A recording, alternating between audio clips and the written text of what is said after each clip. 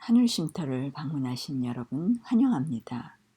여러분과 함께 하늘 본향에 대해 연구하고 살펴볼 기회를 갖게 된 것을 기쁘게 생각합니다. 여러분들이 차례대로 동영상을 시청하시면 하늘 사물의 영적 원리를 이해하는 데 많은 도움이 되리라 생각합니다. 하늘 쉼터를 통하여 하늘의 본향을 향해 더 가까이 나아가시는 여러분들이 되시기를 기도합니다. 베드로전서 4장 7절에 하나님의 집에서 심판을 시작할 때가 되었다고 합니다. 성경은 예언의 책으로서 하나님께서 정확한 시간에 그의 때를 이루도록 하셨습니다. 그분이 계획하신 심판의 일이 어느 때에 어떻게 이루어지게 되는지 예언과 성취를 살펴보겠습니다.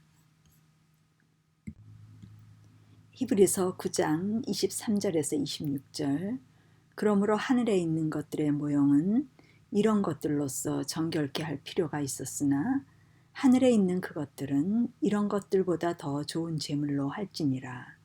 그리스도께서는 참 것의 그림자인 손으로 만든 성소에 들어가지 아니하시고 오직 참 하늘에 들어가사 이제 우리를 위하여 하나님 앞에 나타나시고 대제사장이 해마다 다른 것의 피로써 성소에 들어가는 것 같이 자주 자기를 드리려고 아니할지니 그리하면 그가 세상을 창조할 때부터 자주 고난을 받았어야 할 것이로되 이제 자기를 단번에 제사로 드려 죄를 얻게 하시려고 세상 끝에 나타나셨느니라.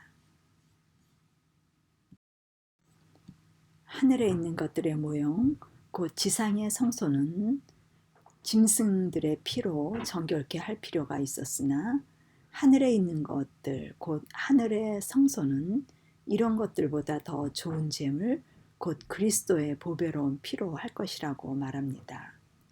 제물이 있어야 한다면 해결되어야 할 죄들도 여전히 존재한다는 말씀입니다. 해결해야 할 죄들이 여전히 있다면 그리스도의 피는 항상 효력을 발생해야 하고 죄가 피를 요구한다는 것은 더럽혀진 상태로서 완전한 정결이 아직은 아닌 것을 말합니다.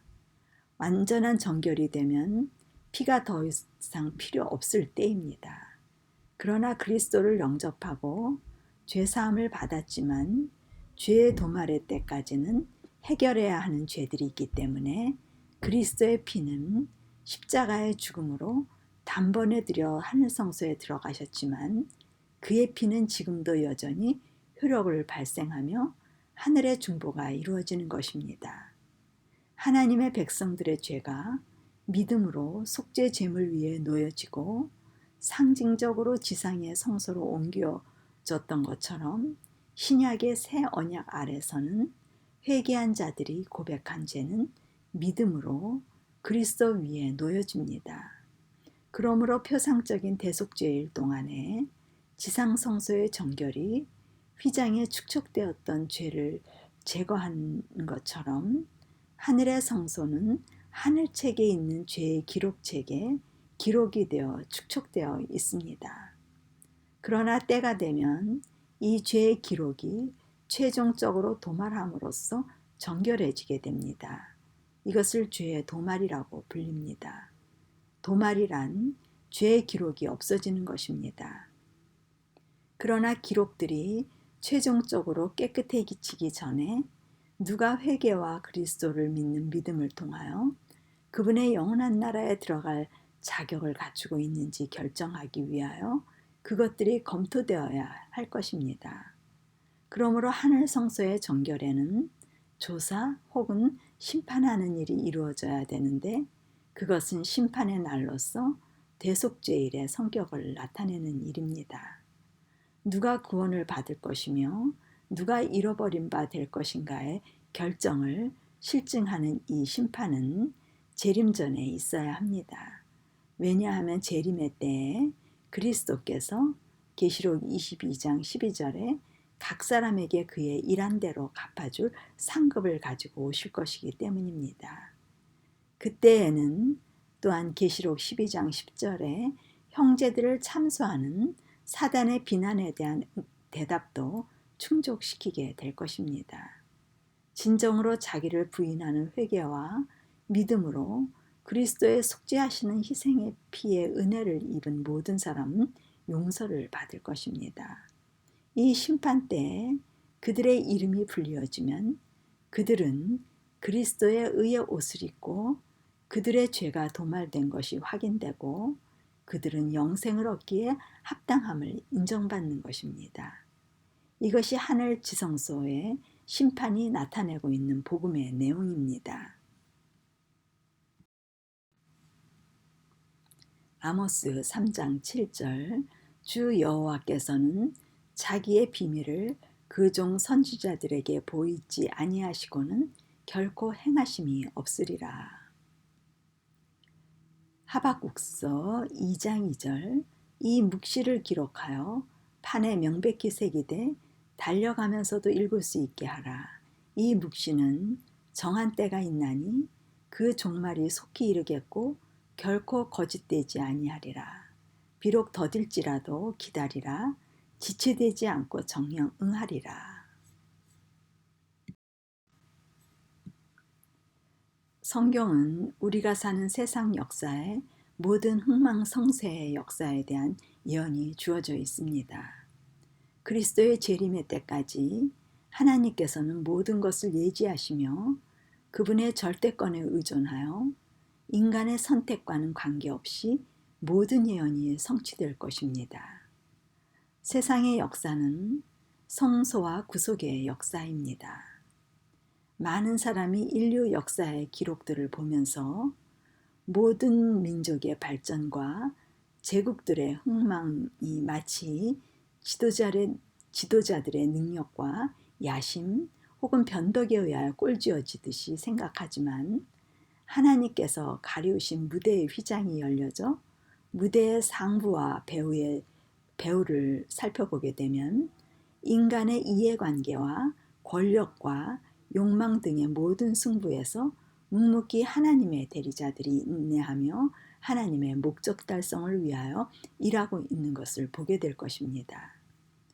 사단은 세상에 흥망성쇠와 전쟁과 사건과 인물들을 통하여 하나님의 성소를 허물며 많은 사람들을 불화와 미움과 살생과 이기심으로 많은 영혼들을 죽음으로 몰아가나 하나님은 사단이 이끌고 가는 죽음으로부터 인류를 구원하시고자 십자가에 죽으심으로 미움, 원수, 죽음, 전쟁이 아닌 인간의 심령에 인류를 포용하는 그리스도의 마음을 회복하여 생명을 주심으로 성소를 회복하기를 원하십니다.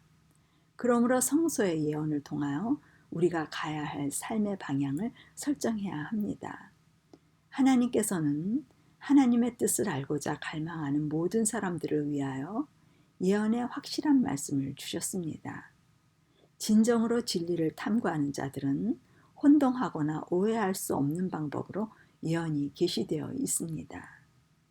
구약의 예언의 책은 다니엘서이며 신약의 예언의 책은 계시록입니다. 모든 책이 신약의 예언이 요한계시록에서 만나고 종결되며 구약의 다니엘서는 요한계시록을 보충해주는 계시가 됩니다. 그리하여 두 예언을 통하여 우리는 말세에 관한 예언을 연구하도록 하나님께서 기록해 두신 것입니다. 다니엘서와 계시록은 그리스도께서 하늘의 성소와 지성소에서 봉사하시는 이상과 계시를 우리들에게 보여주고 있습니다. 이러한 예언을 통하여 하나님은 여전히 우리의 삶을 통치하시고 여전히 우리와 함께 계시며 시련과 시험 속에서도 우리를 내버려 두지 않으신다는 확신과 믿음을 갖도록 하십니다. 다니엘서 2장 29절에서 31절 왕이여 왕이 침상에 나아가 장래일을 생각하실 때 은밀한 것을 나타내시는 이가 장래일을 왕에게 알게 하셨사오며 내게 이 은밀한 것을 나타내심은 내 지혜가 다른 인생보다 나은 것이 아니라 오직 그 해석을 왕에게 알려서 왕의 마음으로 생각하던 것을 왕으로 알게 하려 하심이니이다. 왕이여, 왕이 한 큰 신상을 보셨나이다. 그 신상이 왕의 앞에 섰는데 크고 광채가 특심하며 그 모양이 심히 두려우니. 다니엘서는 세상 나라들이 하나님의 통치하에 있어 나라를 세우기도 하시고 멸하기도 하시는 분으로 소개하고 있습니다. 다니엘서의 구조를 보면 기별을 명확하고 효과적으로 전하기 위하여 사중 구조의 내용이 반복되어지는 것을 알 수 있습니다. 2장과 7장과 8장에서 9장, 또 10장에서 12장은 다니엘 시대로부터 종말에 이르기까지 역사적으로 동일한 시기를 반복적으로 다루고 있습니다. 화면상 2장과 7장과 8장만을 다루겠습니다. 다니엘서 2장은 하나님께서 느부갓네살 바벨론 왕에게 앞으로 펼쳐질 세상 나라들의 역사의 흥망성쇠를 알리는 꿈을 보여주셔서 다니엘이 해석하도록 하는 기록입니다. 그의 꿈은 금신상을 보게 되는데 머리는 금이요, 팔과 가슴은 은이며 배와 넓적다리는 동이고 다리는 철이며 발은 철과 진흙으로 만들어진 거대한 신상이 나타났으며 끝에 한 돌이 날아와 그 신상에 발을 치자 신상의 형태가 붕괴되며 바람에 날리는 타작마당의 겨처럼 사라져 버렸습니다. 다니엘은 하나님의 지혜로 왕에게 해석을 해주게 됩니다. 그는 각 금속들이 역사의 흐름에 따라 순서대로 서로를 대치할 왕국을 상징한다고 왕에게 설명해 주었습니다.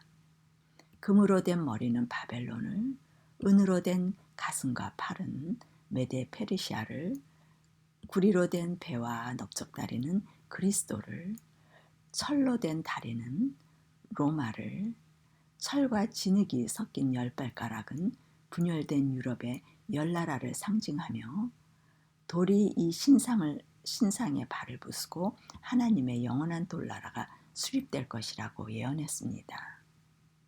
이 역사가 7장에서 반복되어 다니엘이 보는 이상 중에 각 나라들의 특징이 짐승으로 나타납니다.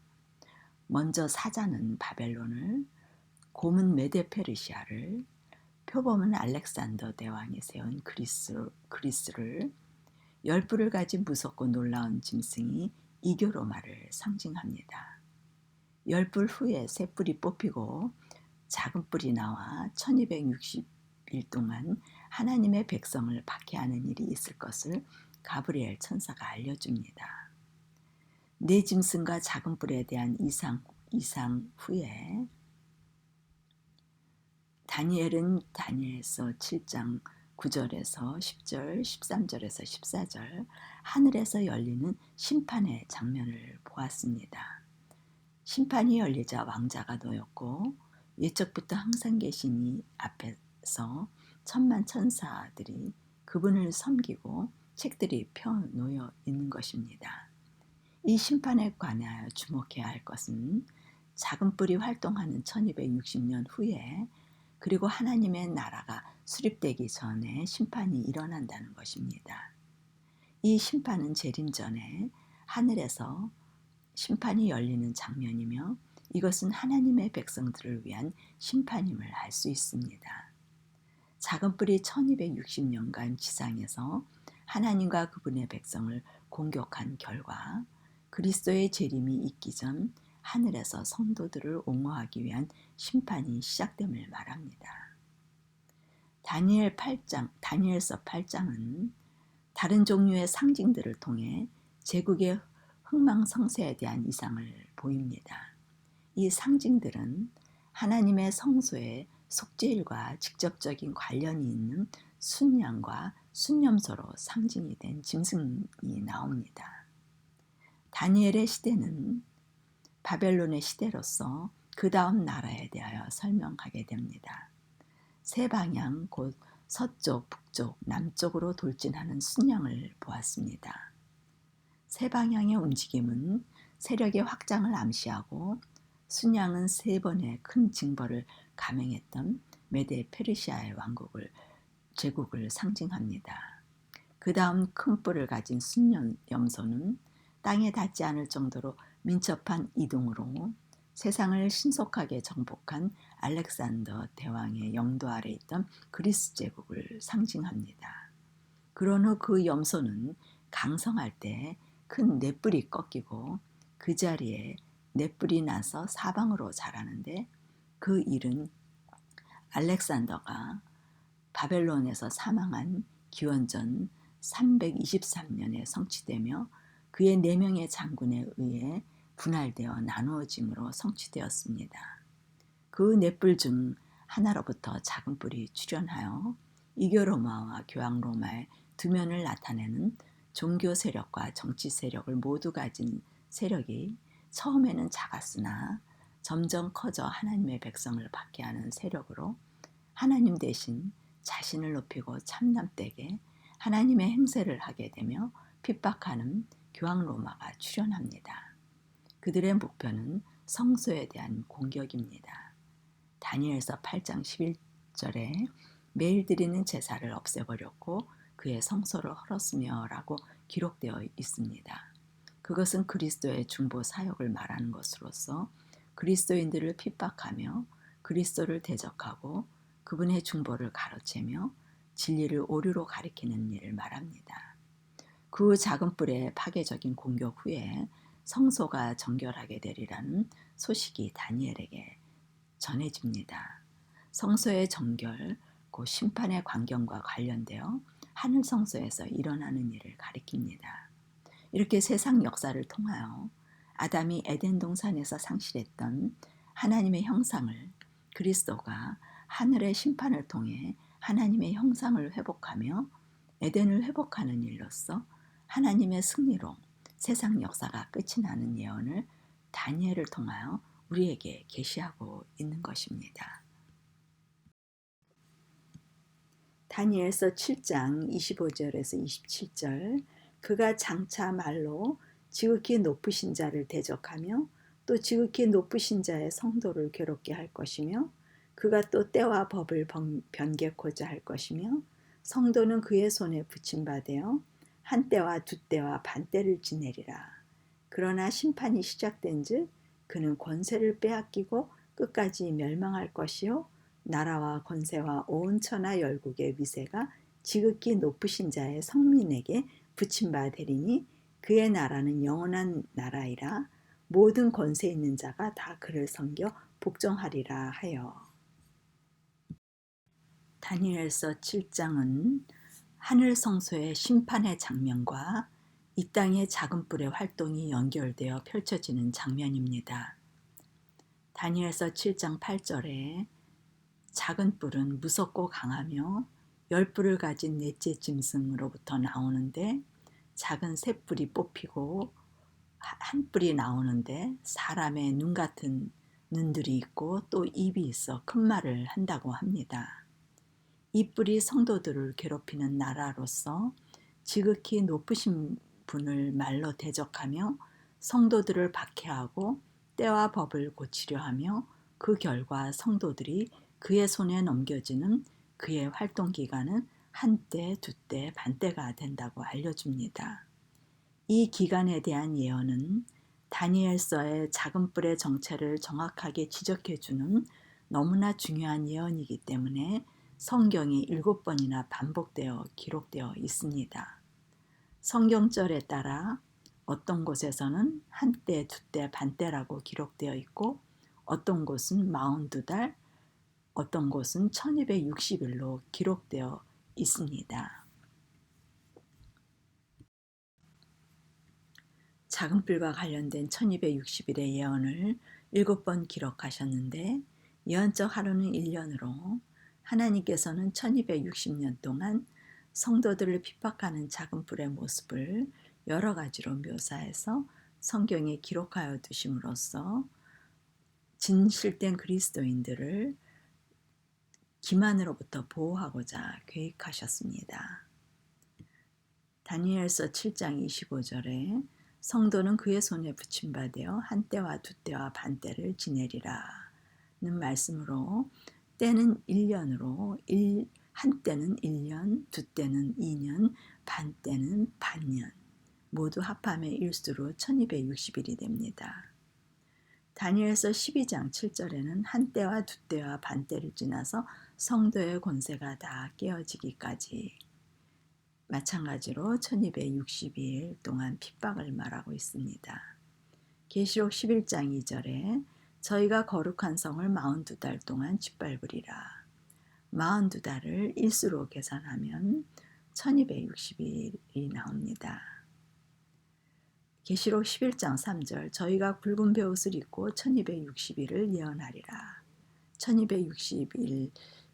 1260년의 핍박을 또 묘사하고 있습니다. 계시록 12장 6절 그 여자가 광야로 도망하매 거기서 1260일 동안 있더라.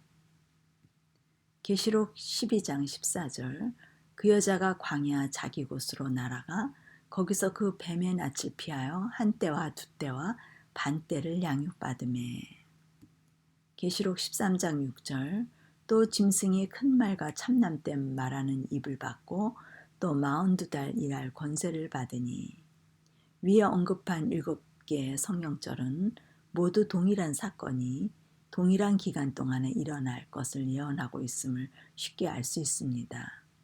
7개의 성경절 모두 여자로 표상된 하나님의 참백성들이 짐승뿔의 권세를 피하여 깊은 산이나 계곡으로 숨어 들어가 하나님의 진리를 보존하고 자신들의 신앙을 유지하게 될 것이라는 사실을 상징적인 표현을 사용하여 예언하여 주고 있는데 실제로 중세기의 역사가 그 사실을 너무나 명백하게 입증해 주고 있습니다. 성소를 파괴했던 작은 뿔의 멸망의 예언 성취를 보겠습니다. 1260년간 긴 세월 동안 세상을 지배하며 그리스도인들을 박해한 세력은 교황 로마로 AD 538년 로마 제국의 저스티니안 황제가 로마 교회에게 절대적인 종교 권한을 인정하기로 선포한 해입니다. 1260년간 지배하면서 하나님의 법, 십계명을 바꾸는 권한을 갖고 법안권은 불법의 일을 한 후 AD 1798년 교황 피우스 6세가 프랑스 혁명정부군의 버티어 장군에게 체포되어 옥중에서 죽음으로써 1260년간 종교 암흑시대였던 교황권의 세력은 마감하게 됩니다.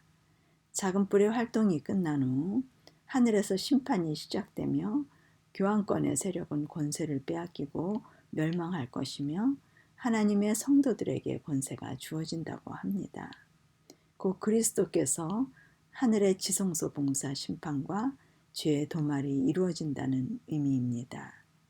그들의 핍박에도 불구하고 하나님의 성도들이 이기어 영원한 나라를 받게 될 것에 대한 예언이 됩니다. 다니엘서 8장 9절에서 12절 그중 한 뿔에서 또 작은 뿔 하나가 나서 남편과 동편과 또 영화로운 땅을 향하여 심히 커지더니 그것이 하늘 군대에 미칠 만큼 커져서 그 군대와 별 중에 몇을 땅에 떨어뜨리고 그것을 짓밟고 또 스스로 높아져서 군대의 주제를 대적하며 그에게 매일 드리는 제사를 제하여 버렸고 그의 성소를 헐었으며 범죄함을 인하여 백성과 매일 드리는 제사가 그것에게 붙임바 되었고 그것이 또 진리를 땅에 던지며 자의로 행하여 형통하였더라. 다니엘서 8장 9절은 로마에 대한 예언으로 그 제국을 남편 쪽은 애국까지 동편 쪽은 마케도니아와 소아시아까지 영화로운 땅은 팔레스틴으로 확장하는 모습입니다.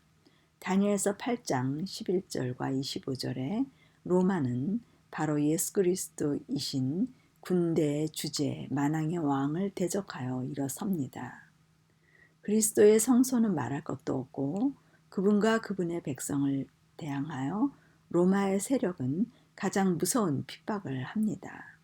이 묘사는 이교 로마와 법왕 로마에게 다 같이 해당됩니다.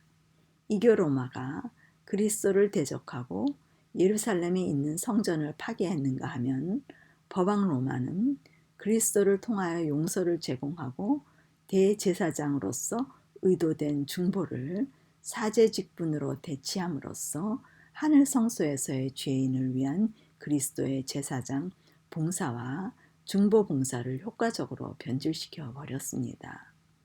이 배교의 세력은 성공을 거두어 왔고 그것이 또 진리를 땅에 던지며 자유로 행하여 형통하였다고 합니다.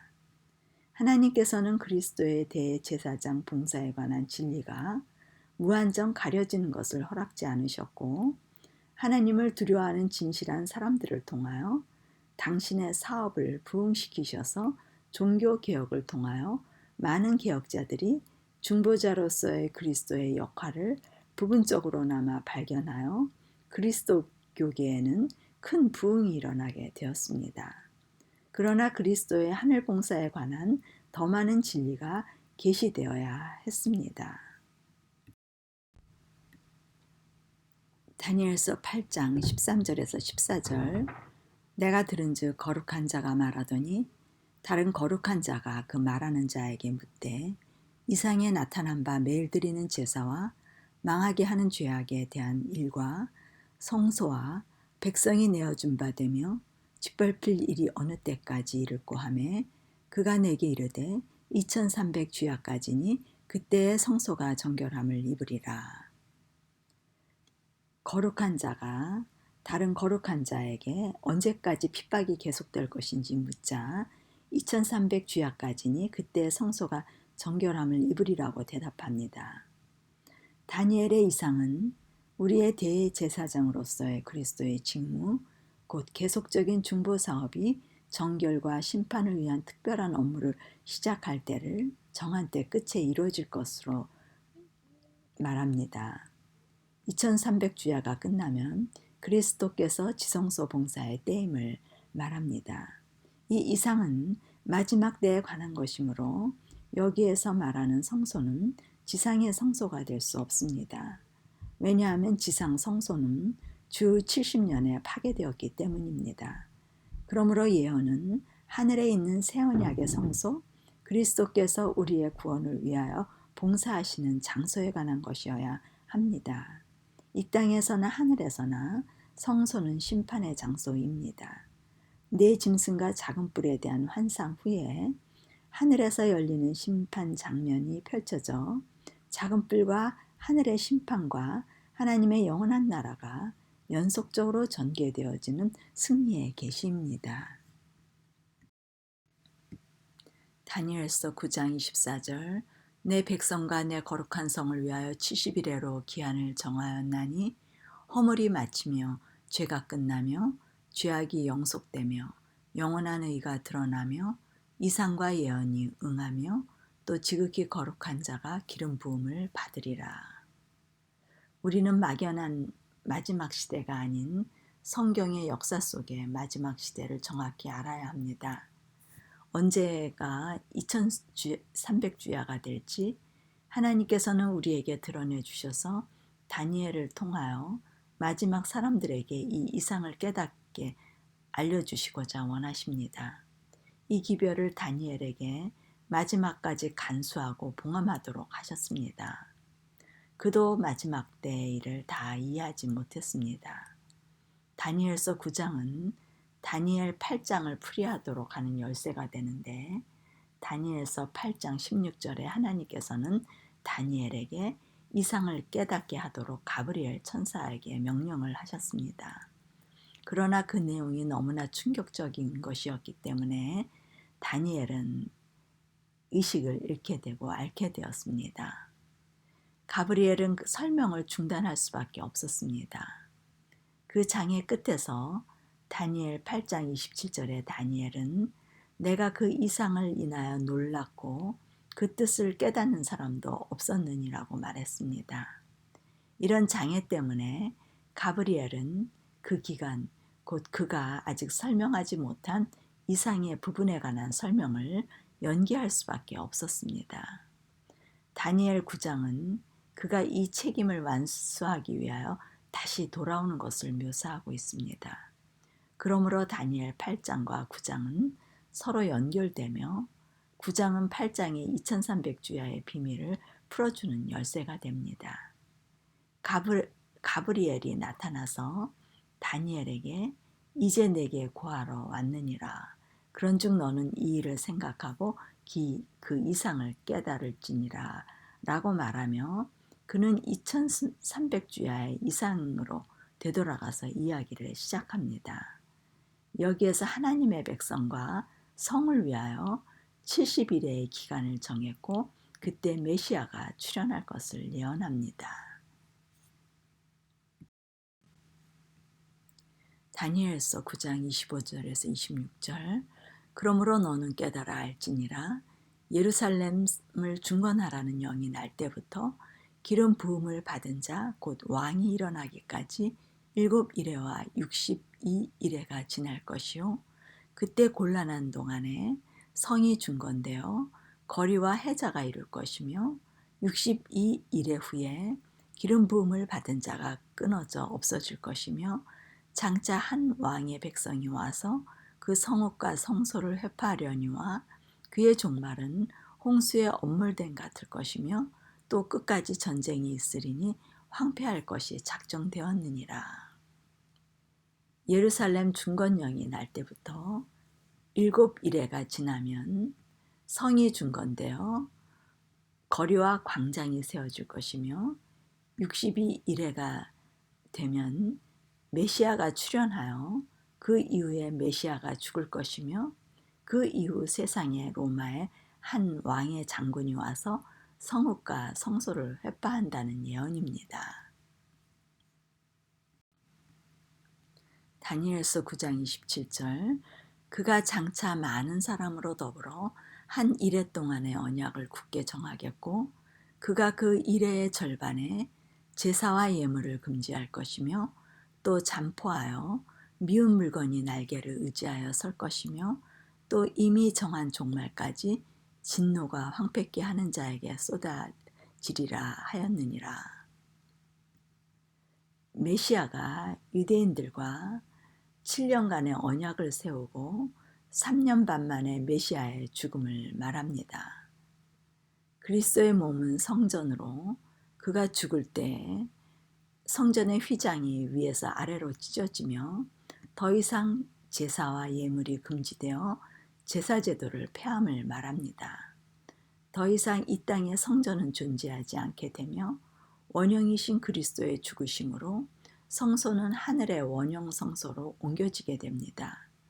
그 이 땅의 성소는 로마 군에 의하여 완전히 멸망될 것에 대한 이상을 천사 가브리엘이 설명하는 것입니다. 2300주야까지니 그때의 성소가 정결함을 입을 것을 말했습니다. 예언상 1일은 1년이라고 했습니다. 2300주야란 2300일 곧 2300년이 지나면 성소가 정결함을 입을 시간 곧 지성소 심판의 시간이 온다는 말입니다. 내 백성과 내 거룩한 성을 위하여 70일에로 기한을 정하였다고 합니다. 70일에란 1에는 7일을 말하고 7일이 70번 곧 70 곱하기 7 490을 기한을 정했다고 합니다. 490일 곧 490년을 이스라엘과 예루살렘을 위하여 할당해 놓은 것입니다. 그때 허물이 마치며 죄가 끝나며 죄악이 영속되며 영원한 의가 드러나며 이상과 예언이 응하며 또 지극히 거룩한 자가 기름 부음을 받으리라고 합니다. 이 일은 그리스도의 대속적인 희생, 그 십자가의 죽음을 의미합니다. 그리스도가 하늘의 대제사장으로 취임하기 전에 하늘 성소가 기름 부음을 받는 것을 말합니다. 그러면 이 긴 예언의 기간의 시작과 끝이 어디에서 시작해서 어디까지인지 살펴보겠습니다. 70일의 예언은 세 부분으로 나누어져 있습니다. 7일에로 7 곱하기 7, 49년과 62일에는 62 곱하기 7로서 434년과 한 일에는 7년으로서 이렇게 셋으로 나누어집니다. 첫 번째 7일에는 예루살렘 중건령이 있고 난 후에 일어나는 일이라고 합니다. 그러면 언제 예루살렘에 중건령이 있었는지를 찾아보면 BC 가을에 바사의 아닥사스다 왕 7년에 의해 예루살렘 중건령이 있었습니다. 이 중건령이 내리고 난 후 49년이 지나 BC 408년 가을에 예루살렘 성이 중건되었습니다. 그 후 부음받은 왕이 나타날 때까지 62일회가 지나는데 그 49년과 62일에 62 곱하기 7, 434년 모두 합하면 483년이 지나면 기름 부음을 받은 왕이 나타날 것이라고 합니다. 아닥사스다 왕의 칙령이 BC 457년으로부터 483년이 되는 해가 AD 27년 가을에 그리스도가 침례를 받으시고 메시아 사명을 위하여 성령으로부터 기름 부음을 받으십니다. 이렇게 하여 70일회 중 1회와 62일회가 합하여 69일회가 성취되어집니다. 이제 70번째 마지막 일에 곧 7년 동안은 중요한 사건들이 발생하는데 26절에 기름 부음을 받은 자가 끊어지는 그리스도의 죽음의 사건을 가리킵니다. 그리고 27절에 기름 부음을 받은 자가 한 일회 동안 곧 7년 동안 언약을 확정하는데 이것은 그리스도와 사도들이 유대 민족에게 복음을 전하기 위하여 특별한 사명이 있을 것을 말합니다. 이 일은 그리스도께서 침례를 받으시고 마지막 한 일회의 절반에 곧 7년 중간 3년 반 뒤에 그리스도께서는 자신을 새 언약의 완전한 제물로 AD 31년 봄에 십자가의 죽으심으로 제사제도를 종결시키심을 예언한 것입니다. 희생물과 봉헌물을 그치게 하며 즉 더 이상 이 땅의 동물의 희생이 필요 없는 이 땅의 성소제도를 폐하셨습니다. 그의 죽음으로 이 땅의 성소봉사를 마치시고 이제 모든 시선을 하늘의 성소봉사로 향하도록 제자들이 그를 위하여 복음을 전할 것을 예언하는 것입니다. 그리스도의 죽으심과 부활과 승천과 하늘 성소에서 중보자로 봉사하실 그리스도를 전하는 복음을 3년 반 동안 유대인들에게 전하게 될 예언입니다. 그리스도가 죽으시고 3년 반 후에 유대인들에게 할당된 70일회가 끝나는 기간인 기원 후 34년 가을에 스데반이 순교를 당하게 되므로 예루살렘의 핍박이 시작되면서 제자들이 이방 나라로 흩어지면서 특별히 할당된 유대인들에게서 이방인들에게로 전파되어지는 사건이 발생합니다. 이 사건으로 인하여 스데반의 죽음을 목격했던 사울이 회심함으로 이방인의 사도 바울이 되어 이방 나라의 복음을 활발하게 전하는 일들이 신약의 배경이 됩니다. 그 후 AD 70년에 로마의 타이투스 장군에 의하여 성전이 불에 타 그리스도께서 예언하신 대로 돌 위에 돌 하나도 남지 않고 재가 되어 예루살렘 성전의 완전한 파괴와 함께 처참한 참사가 유대인들에게 성취되었습니다. 이런 배경에서 가브리엘의 설명은 매우 뜻깊은 성소의 역사입니다. 그는 490년이 보다 긴 2300년의 기간에서 끊어내어야 한다고 다니엘에게 말합니다. 70일에는 AD 34년 가을까지 이름으로 2300년이 끝나는 연대를 계산할 수 있습니다. 2300년에서 490년을 빼면 1810년이 나오며 거기다 AD 34년을 더하면 하늘 성소가 정결함을 받게 될 1844년 가을이 나오는 것입니다. 이렇게 하여 AD 31년 봄부터 1844년 가을까지 그리스도께서는 하늘의 성소 봉사를 하셨고 1844년 가을부터 하늘의 지성소에 들어가셔서 봉사하시는 성소 정결인 심판이 시작되는 것입니다. 스테판의 죽음과 1844년 사이에 작은 뿔의 활동이 있을 것을 살펴봤습니다. AD 538년 교황권의 공식적인 출발로부터 AD 1789년 교황권의 몰락까지 표상된 교황 로마가 1260년 동안 성소를 헐고 성도를 핍박하는 예언이 성취되어졌습니다. 이렇게 그리스도의 죽으심과 관련된 일련의 사건들의 정확한 예언 성취는 2300주야의 끝에 일어날 그리스도의 하늘 성소의 정결로 심판과 죄의 도말에 대한 그리스도의 사명의 모든 초점이 모아지고 있습니다. 결국 우리 인간의 역사가 죄로 인하여 죄의 용서와 죄의 도말의 역사로 시작과 마침이 되는 것입니다. 죄의 역사는 용서와 도말로 마치게 됩니다. 이것이 구원의 역사입니다. 구원의 역사의 결과 그리스도의 재림이 존재하는 것입니다. 성경의 모든 예언은 모든 인류에게 그리스도의 필요성과 그분이 이 땅에 오신 목적과 앞으로 이루실 모든 사역과 그의 사역이 끝나면 그의 백성을 데리러 오셔서 영원한 나라에서 함께 살 때까지의 예언을 기록한 책이 성경입니다. 우리는 성경을 믿음으로 이러한 그분의 제사장 사역에 대한 확실성에 대한 명백한 증거를 소유하여 흔들리지 않고 요동하지 않는 믿음의 닻으로 삼아야 합니다.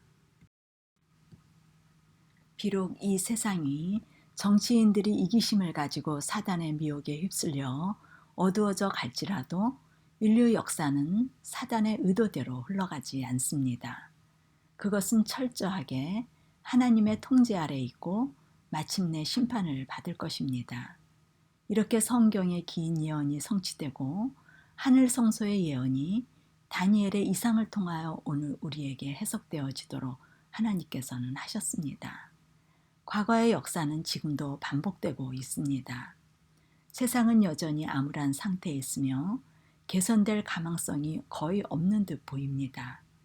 엄청난 현대 기술의 발전이 인류의 번영에 도움이 되는 것 같지만 결국 세상은 절망과 혼란 중에 있습니다.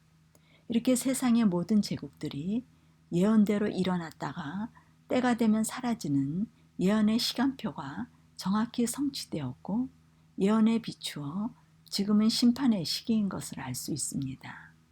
하나님은 다니엘의 당시로부터 하나님의 나라가 수립되는 지점까지 인류 역사의 윤곽을 말세를 사는 우리에게 공개해 주셨습니다. 아직 이르지 않은 한 가지 사건, 곧 그리스도의 재림을 향하여 지금도 여전히 진행되고 있습니다. 심판은 그 일을 위하여 이루어져야 할 중요한 과정입니다.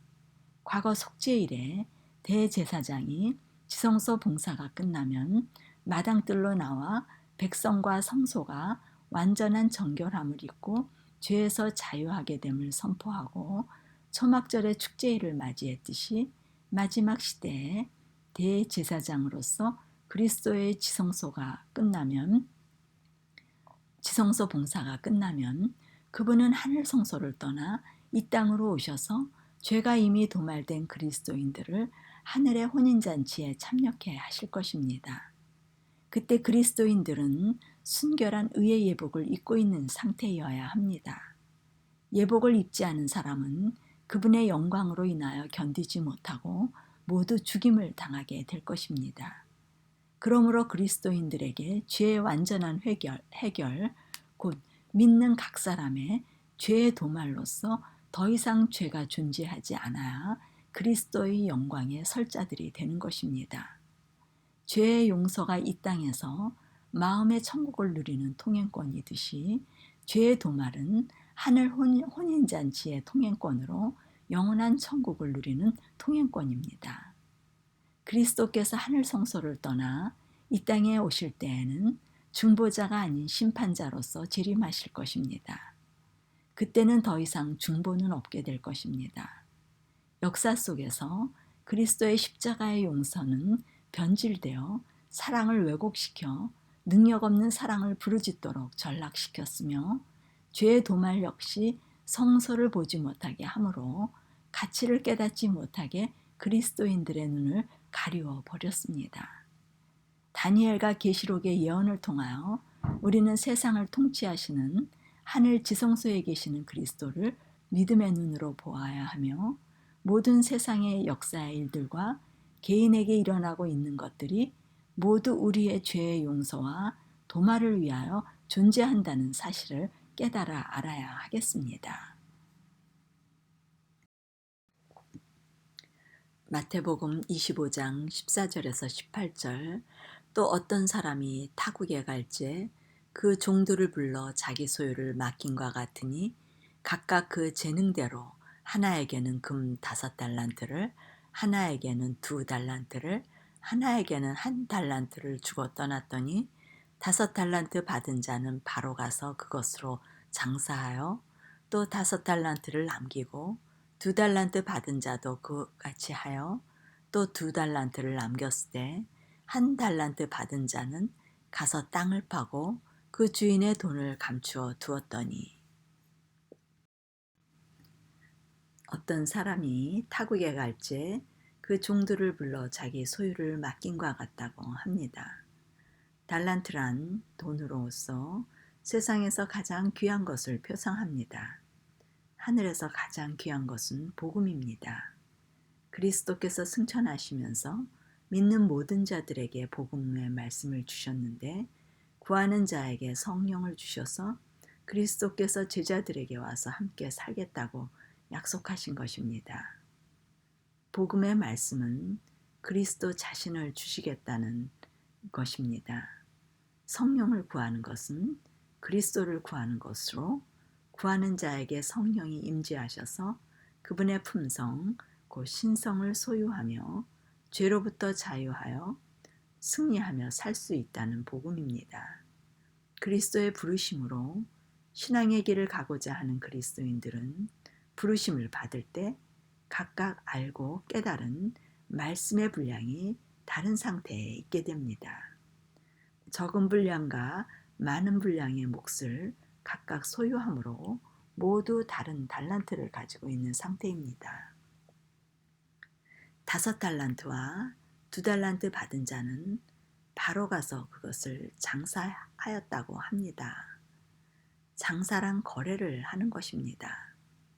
장사란 자신의 것을 팔고 대가로 가치 있는 귀한 것을 얻는 것입니다. 그들은 자신들이 소유한 5달란트와 2달란트를 내어다 팔고 그들이 가치 있다고 생각하는 성령을 구한 것입니다. 그 결과 그들은 성령이 임하심으로 그리스도와의 관계를 맺었으며 그리스도께서 그들의 심령에 내재하시어 신의 품성에 참여하는 자가 된 것입니다.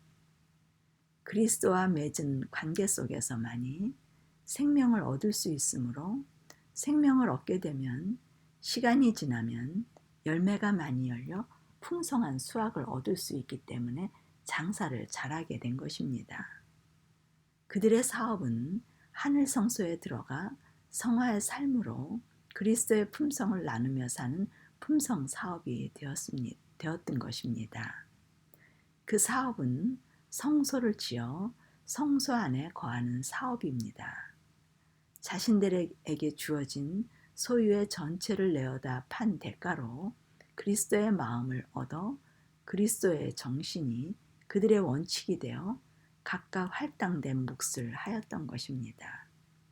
농부가 밭의 보화를 발견하고 자신들의 모든 것을 내어다 파는 결과 얻은 품성입니다. 그들이 한 일은 많은 양이 될 수도 있고 적은 양이 될 수도 있습니다. 그들이 일한 양이 중요한 것이 아니라 그들이 일을 한 정신이 중요함을 말합니다. 이 비유의 초점은 그리스도의 마음, 곧 정신에 있습니다. 이것은 하늘 성소에 들어가신 그리스도께서 계속적으로 그들의 종들에게 역사하시고 거래하시고 계심을 드러내는 비유입니다. 종들은 성령의 임재로서 그리스도와 끊임없는 교제로서 이 땅에 살고 있지만 아버지와 함께 하늘 성소에서 성화의 삶을 살고 있음을 나타내고 있습니다.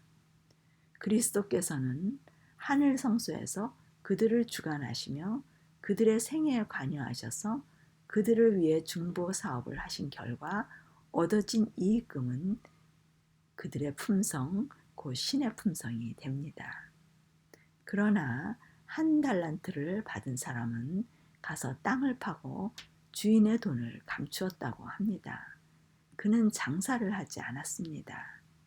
그리하여 그리스도와 연합이 없으므로 그는 신성, 곧 그리스도의 마음을 소유하지 못하므로 그는 성소를 짓지 못하였고 거래하지 못했고 이익금이 없는 것입니다.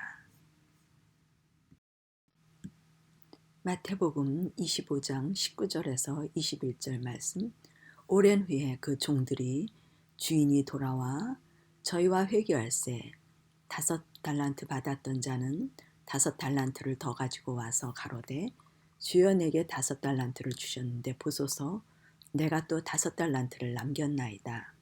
그 주인이 이르되 잘하였도다 착하고 충성된 종아 내가 작은 일에 충성하였음에 내가 많은 것으로 내게 맡기리니 내 주인의 즐거움에 참여할지어다 하고 2달란트 받았던 자도 와서 가로되 주여 내게 2달란트를 주셨는데 보소서 내가 또 2달란트를 남겼나이다. 그 주인이 이르되 잘하였도다 착하고 충성된 종아 내가 작은 일에 충성하였음에 내가 많은 것으로 내게 맡기리니 내 주인의 즐거움에 참여할지어다 하고. 많은 그리스도인들이 이 달란트 비유를 읽을 때 자신이 소유한 재물과 능력과 시간을 열심히 전도하는 데 사용하는 물질과 재능 관리의 처세로 해석하고 있습니다. 사실 물질과 재능은 그리스도를 믿지 않는 사람들이 더 많이 소유하고 있고 좋은 일도 그들이 더 많이 하는 모습을 봅니다. 그렇다면 교회 다니는 그리스도인들이 좋은 일을 하면 구원받고 세상 사람들은 좋은 일을 많이 해도 구원이 없다는 차원의 해석이 되어집니다. 그리스도인들 사이에서도 그들의 소유한 것을 잘 활용하여 늘려서 복음 사업에 많이 쓰면 구원을 받고 복음 사업에 쓰지 않고 자신만을 위해 사용하고 있으면 구원이 없다는 이야기로 받아들이게 됩니다. 그렇게 해석이 되어지면 하나님이 많이 준 사람이 있고 적게 준 사람이 있는 것 자체가 불공평한 하나님으로 여겨지게 됩니다. 재물과 능력을 많이 소유한 사람은 당연히 많은 일을 할 수 있으나 적은 소유를 받은 사람은 자신들이 먹고 살기도 힘든데 어떻게 많은 일을 할 수 있느냐며 불평을 할 수밖에 없습니다. 그들은 자신들에게 많이 주셨더라면 자신들도 많은 일을 할 수 있었으리라고 자신을 합리화하는 핑계를 댈 수밖에 없습니다. 또 혹자는 자신의 소유 일부를 하나님 사업에 썼느냐 혹은 전체를 하나님 사업에 썼느냐의 차이라고 해석을 하기도 합니다.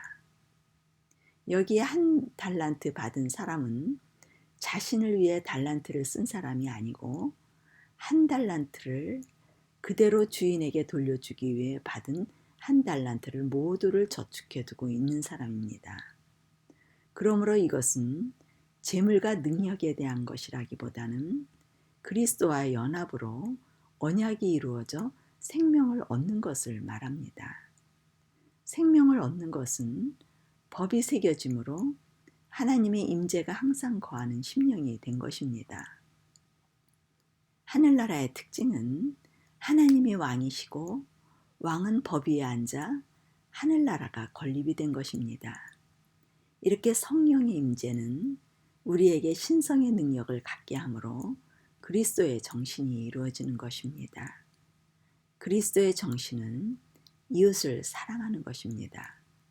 그 마음은 그리스도가 통치하는 그리스도와 같은 마음으로 일함으로 착하고 충성된 종의 행실이 나오게 함으로 착하고 충성된 종이 되는 것입니다. 일을 많이 한다고 착하고 충성된 종이 아닙니다. 이 부분에 혼란이 올 수 있습니다. 많은 그리스도인들이 그리스도를 사모하고 자신의 생애에 이루신 업적과 자비와 보호하심 등 여러 가지 축복에 대하여 묵상하고 기도하고 감사의 마음을 가지고 있습니다. 그렇다고 그리스도와 교통하는 것은 아닙니다.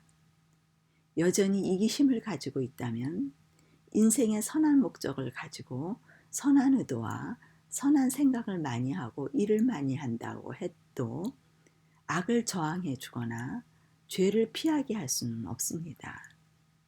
우리의 근본적인 악의 본거지인 이기심, 자아의 뿌리를 해결하지 않으면 하나님의 법이 거할 수 없으며 언약이 이루어질 수 없습니다.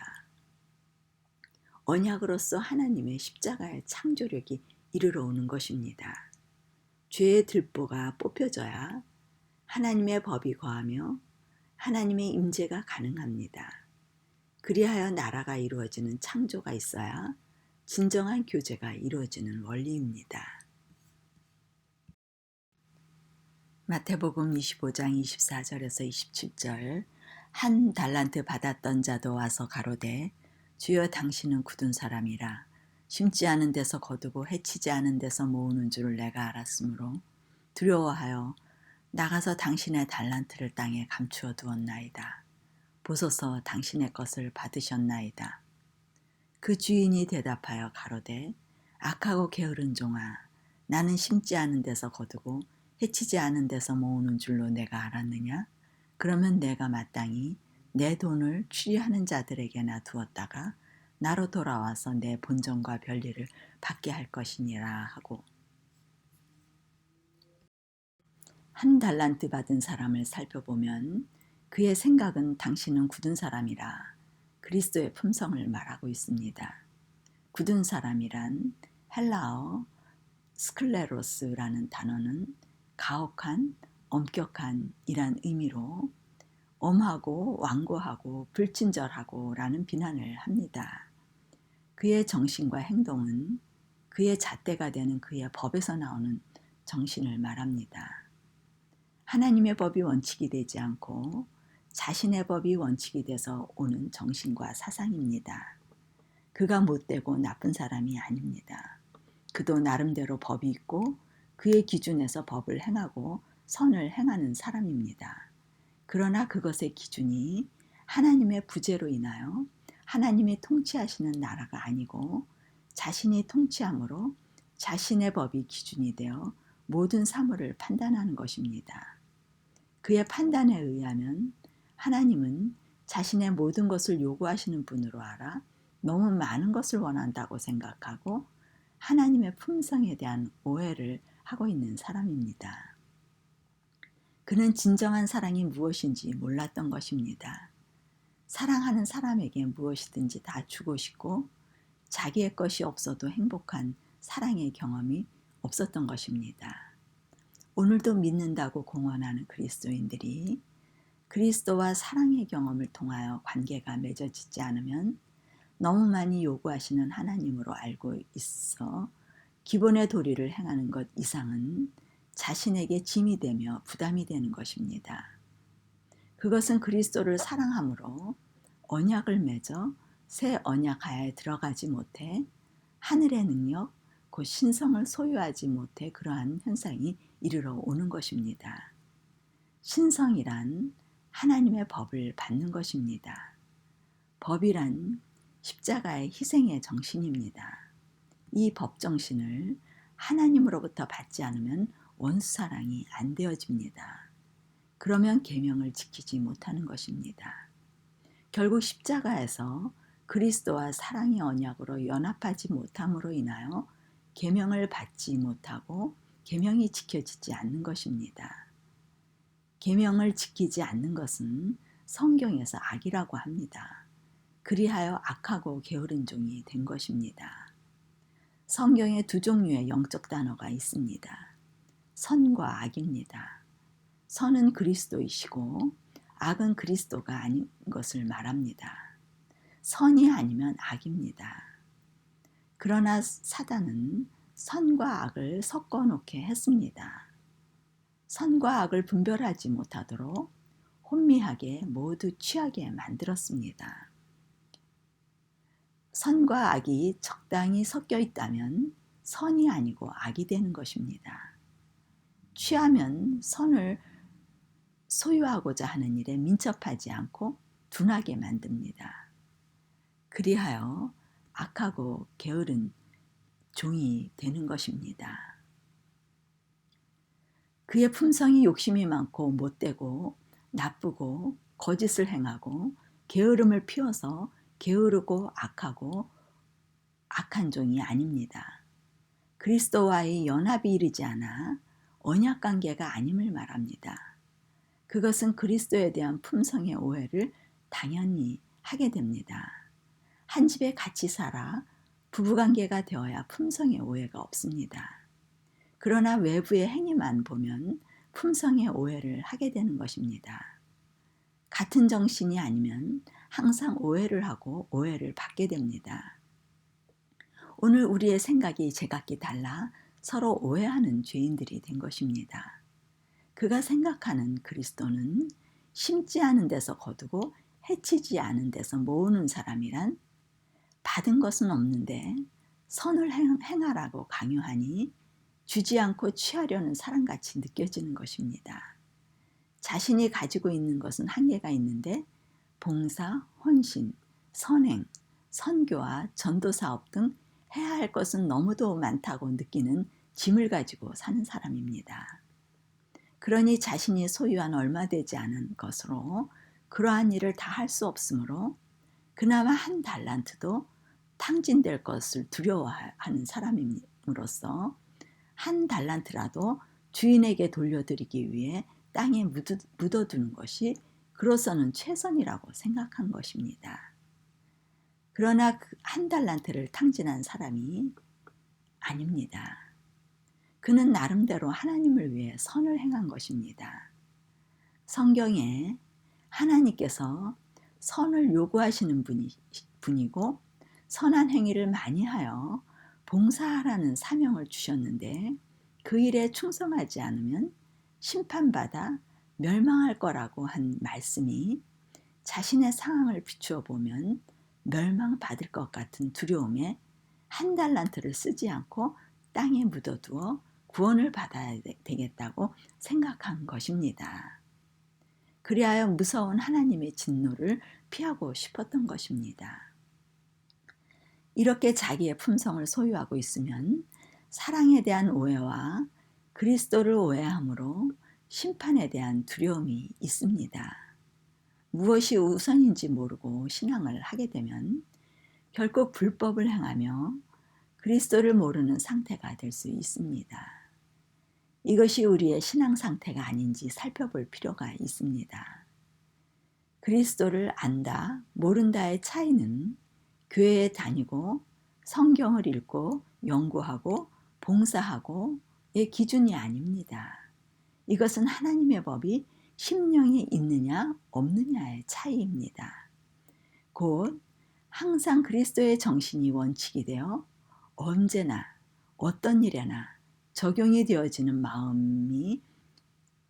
마음에 새겨진 법의 기준입니다. 그리스도의 정신으로 모든 것을 다스리지 않으면 자신의 정신으로 다스릴 수밖에 없기 때문에 불법한 자가 되며 나는 너를 도무지 알지 못한다고 선언하실 수밖에 없는 것입니다. 마태복음 25장 29절에서 30절. 무릇 있는 자는 받아 풍족하게 되고 없는 자는 그 있는 것까지 빼앗기리라. 이 무익한 종을 바깥 어두운 데로 내어 쫓으라. 거기서 슬피 울며 이를 갈미 있으리라 하니라. 성경의 모든 말씀은 성소의 도에 입각하여 해석되어져야 합니다. 성소는 그리스도와 십자가에서 연합함으로 언약을 맺어 그리스도의 마음을 소유하며 성소의 성화의 삶을 사는 거룩한 곳입니다. 거룩한 삶을 위해 십자가에서 능력이 주어지는 것입니다. 성소에 들어가는 통행증이 십자가의 경험입니다. 그리스도와의 만남입니다. 그리스도와의 만남은 자신의 죽음, 곧 자아부인을 통해서 이루어지는 것입니다. 그리하여 성경의 해석이 십자가의 조명으로 해석되어지므로 십자가는 곧 죽음을 의미합니다. 그리스도와 자신의 죽음의 연합입니다. 십자가의 언약만이 자아부인의 삶을 살 수 있습니다. 그 외에 달리 자신과의 싸움에서 이길 방법이 없습니다. 자아는 어떤 방법으로도 죽어지지 않습니다. 하나님의 창조의 섭리로 법을 주셔서 그리스도가 거하셔야 심령에서 자아가 더 이상 자신을 통치하지 않을 수 있습니다. 그리하여 모든 성경의 해석에서 죽음을 볼 때 창조에 기초하여 이해가 되어지는 것입니다. 죽음과 선행은 같은 것 같지만 완전히 다른 일입니다. 자아 부인은 창조의 결과로서 일어나지만 자아의 선행은 자아 부인 없이도 창조가 일어나지 않아도 선행은 할 수 있기 때문입니다. 창조가 일어나지 않은 선행은 자아를 더욱 높이는 일을 합니다. 사회적으로 인정받고 자신의 양심의 요구에 따라 충족시켜 줄 때 만족감이 오며 자신에게 기쁨이 있습니다. 주변으로부터 자타가 법 없이도 착하고 선하게 사는 사람으로 훌륭한 사람으로 인정됨으로 행복을 느낍니다. 이 일은 그리스도와 연합이 없이도 충분히 일어날 수 있습니다. 이 일은 세상 사람들의 선행이 됩니다. 하나님의 것과 인간의 것의 차이는 생명으로서 생명은 항상 존재하는 것이며 생명이 없는 것은 끊어졌다 이어졌다 시소 현상이 계속적으로 일어나는 것이 특징입니다. 끊이지 않는 생수에서 공급되는 것이 아니면 자신의 지혜에서 공급되는 것은 쓰고 나면 없어지고 공고하고 한계에 달아 좋을 때 풍족할 때 기쁜 마음으로 나눠줄 수 있으나 때가 되면 고갈이 되어 다시 불안한 자신의 품성으로 평화가 깨지고 생명이 단절됨으로 인하여 관계 속에서 사랑을 나눠주기에 부족한 현상이 일어납니다. 그러다 보니 잘해주다가도 지나치다 싶으면 괜시리 믿고 화나고 괘씸하고 자존심 상하고 이용당하는 것 같고 등 여러 가지 감정이 마음을 혼란케 하고 평화를 깨는 현상은 모두 자신의 품성으로 선함을 이루려다 오는 결과들입니다. 그러므로 이웃사랑이 되었다 안 되었다 관계가 깨어지는 일이 일어납니다. 곧 지속적인 형제 사랑이 안 되어지는 것입니다. 하나님의 사랑을 받지 않으므로 이웃과의 사랑이 어려운 것입니다. 이것이 한 달란트 받은 사람의 상태입니다. 한 달란트 받은 사람은 그리스도와의 교제가 무엇인지 모르므로 십자가에 자신을 못 박는 자아의 죽음, 자아 부인을 모르는 곧 창조가 일어나지 않은 죽은 자이므로 땅에 자기의 한 달란트를 묻어둔 것입니다. 그는 그리스도의 품성이 자기의 것이 되지 않아 자기의 품성을 그대로 소유하고 있는 그리스도인들의 상태를 나타내고 있는 것입니다. 생명을 얻은 자만이 생명 현상이 일어나는데 그리스도의 정신으로서 심령이 원칙이 되었다면 두려움 없이 무엇을 하든지 항상 기쁨과 평화와 행복이 지배할 수 있게 될 것입니다. 이것이 품성의 열매로서 5달란트와 2달란트에 남겨진 달란트가 되는 것입니다. 주인은 그 열매를 보고 작은 일에 충성한 종들이라고 칭찬하는 것입니다. 그리하여 그리스도와의 교제의 결과 그들은 항상 기뻐하고 범사에 감사하고 하나님과의 교제, 곧 기도가 끊이지 않으며 교제 속에서 두려움 없는 행복한 삶을 산 사람들입니다. 그것이 하나님의 선하신 뜻입니다. 하나님의 선하신 뜻은 장사를 하는 것입니다. 그리스도와 관계를 얻어 이윤을 남기는 것입니다. 먼저 하늘의 선물인 성령이 내재하셔서 임재하심으로 교제가 시작되는 것입니다. 2달란트 받은 사람과 5달란트 받은 사람 모두가 똑같은 마음의 상태임을 알 수 있습니다. 차별이 없고 둘 다 착하고 충성된 종입니다. 우리가 그리스도의 품성을 성령으로 임재로서 받았다면 우리가 소유한 것이 얼마가 되었든지 그것은 큰 의미가 없습니다. 모두 하늘이 공급해 주시는 것으로 사는 사람들로서 자신의 것이 얼마이든지 간에 그것으로 비교하거나 우쭐하거나 비참하거나 하는 일은 결코 없을 것입니다. 우리가 소유한 물질, 재능으로 사는 사람이기보다는 하늘의 아버지의 품성으로 사는 사람들이므로 그들의 배에서 생수의 강이 흘러넘쳐 주변에 나누어줄 것은 항상 흘러나오는 하늘의 지혜를 소유하고 보유하고 살게 될 것이기 때문입니다. 그들에게 많은 것을 맡긴다고 합니다. 하늘의 영원한 모든 것이 그들의 것이 되며 주인의 즐거움에 참여하는 자들이 되는 것입니다. 그들은 하늘성 예루살렘에서 살게 될 것입니다. 성소 안에 거하는 자와 성소 밖에 거하는 자의 심판이 이미 이루어진 것입니다. 그리하여 그리스도의 품성을 받아 사는 사람들은 더 풍족하게 되고 없는 자는 빼앗기며 성 바깥 어두운 데로 내어 쫓으며 슬피 울며 이를 갈미 있게 되는 심판을 집행함으로 사망에 이르게 되는 것입니다. 결국 이 비유를 통하여 심판 앞에 두 부류의 신앙인들의 상태를 묘사하고 있는 것입니다. 이 달란트의 비유는 그리스도를 아는 자와 모르는 자로 분류하시는 하나님의 심판에 대한 비유입니다. 모르는 자는 불법을 행하는 자로서 나는 너를 모른다고 선언하시는 것입니다. 히브리서 9장 23절에서 26절 그러므로 하늘에 있는 것들의 모형은 이런 것들로서 정결케 할 필요가 있었으나 하늘에 있는 그것들은 이런 것들보다 더 좋은 제물로 할지니라.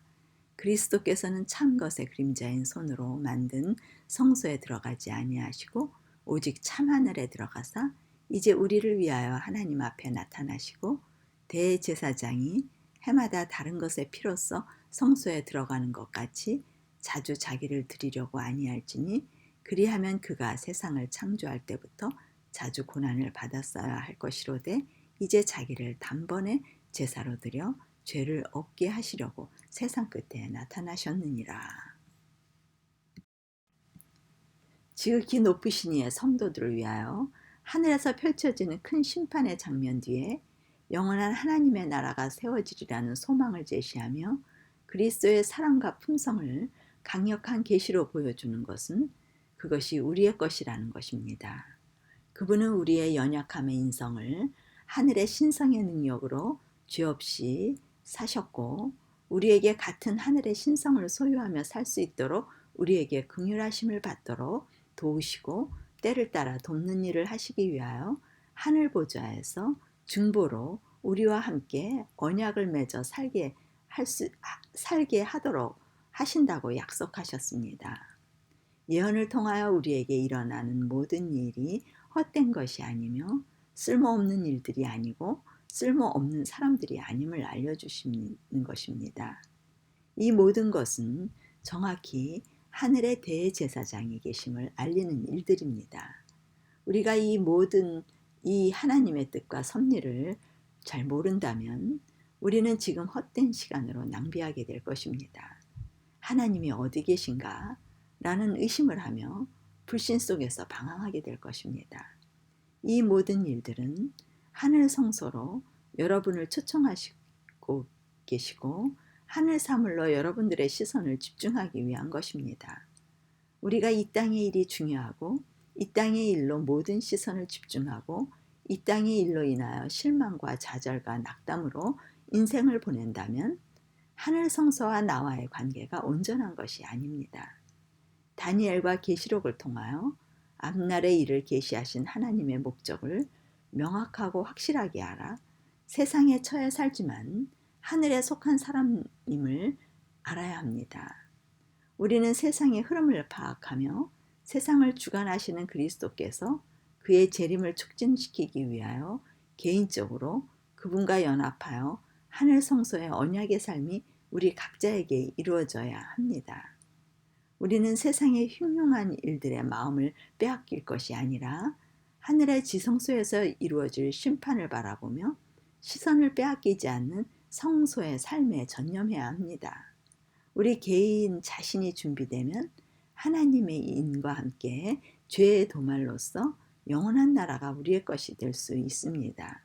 그러면 하나님이 원래 구상하셨던 이 세상에 대한 계획은 온전하게 실현될 것입니다.